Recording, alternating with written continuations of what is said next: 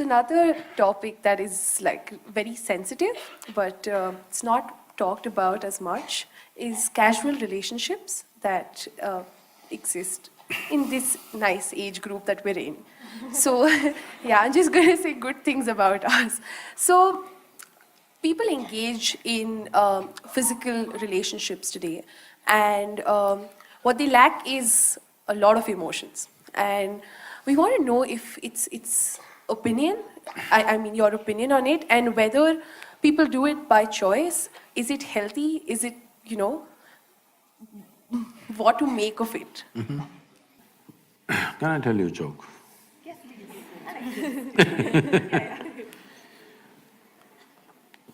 There was one Mrs. Bhatia. No Bhatias? I could change the name. There was one Mrs. Bhatia who was having her 50th wedding anniversary. They had a wedding anniversary, and the next day she filed for divorce. The judge saw the divorce petition. He was also a good family friend. So he called her and he said, "Why you want to divorce your husband? He's such a sweet little thing. Why do you want to divorce him? On what grounds you want to divorce him?" She said, "He's not been faithful to me. He's been cheating me." How do you come to this conclusion? Just yesterday you had your 50th wedding anniversary, you were fine yesterday, how do you conclude this? I got little nostalgic and started flipping through the photo album. Then I saw none of my 5 children resemble him.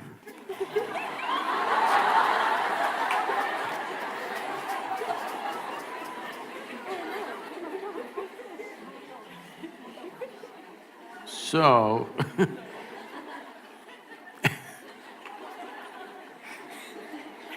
see, right now, do you remember how your great-great-great-great-great-grandmother 10 generations ago looked like? You don't. But her nose is sitting on your face right now. Your body remembers, yes or no? Your body remembers even the skin tone of your forefathers 1,000,000 years ago, it still remembers, not forgotten.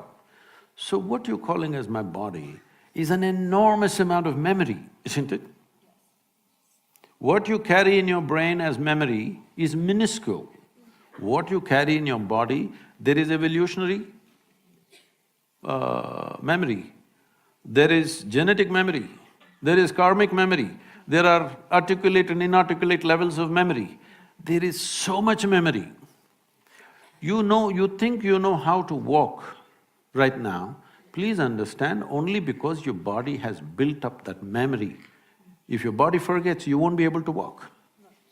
So, the amount of memory for every simple thing that you do, you know what to eat, what not to eat, how to eat, you must put it in your mouth, not in your ears.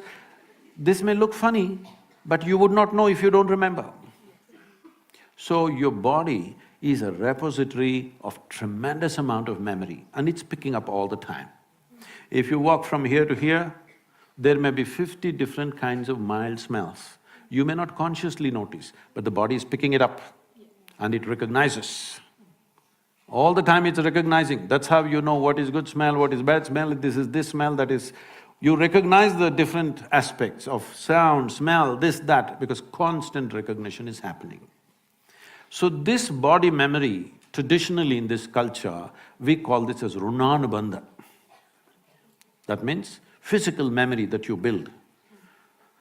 You can either consciously build your physical memory or you can simply take in wild amounts of memory and go through lots of physical confusion.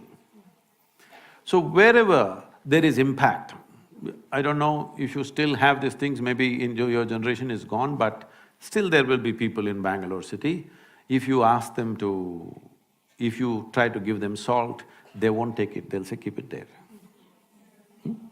If you try to give them sesame seeds, they will say, please keep it there. because they have recognized many substances which can easily carry your memory and it will become mine if I take it. So I don't want to take in memory. This is the reason why generally in this culture, touching each other, shaking hands, these things are avoided. We touch our own two hands and do namaskaram because we don't want to go on picking up memory.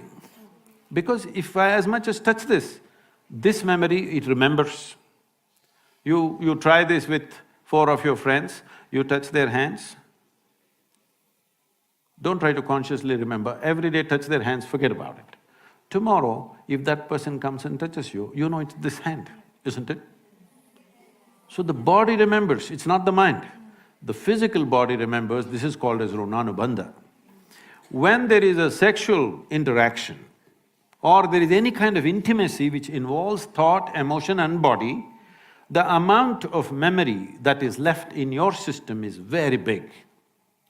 It is from this context they said you must keep this as simple as possible. There are other aspects where in certain tantric process and all they're involving, they are preparing themselves for years to distance themselves from the body in such a way that the body doesn't pick up anything from anywhere. This is being done like a sadhana, not as sexual promiscuity. So, the question is not of morality, the question is of what is it that you want to do with yourself in your life. If you want to be in such a way that in your life, your inner intelligence will be the most dominant thing in your life, not your physical body, then you must keep the body's memory as simple as possible. This is why simple types of food, people go into very simple kind of food, not complicated. Even now, I eat 1 meal a day and I eat only 1 item in the meal. I won't eat 10. I may eat all of those things another day, but today I'll eat only 1 item because it makes a huge… Just experiment and see, don't go by what I'm saying. Just experiment and see, especially when your examination time comes, eat simple food and see what a difference it makes for your intelligence, how it functions, how alert you are, everything. So, what is it that you're trying to build yourself to? Do you want to build yourself to be a sexual supernova or… No, I'm saying some people may have that intention, that's up to them. But what is it that you want to do with your life is something that you must decide. If you have decided that, it's very, very important that you don't unconsciously pick up enormous amount of memory because this will lead to… Later on you will see, it'll become very difficult to remain peaceful and joyful in your life, no matter what good things may be happening. Simply because there is confusing memories in the system. When something else of similar nature comes, the body goes into a turmoil of confusion. It may not translate into your mind. Just physically, it will go on. So, it's a choice that one has to make. It's not a question of morality, it is a question of living sensibly.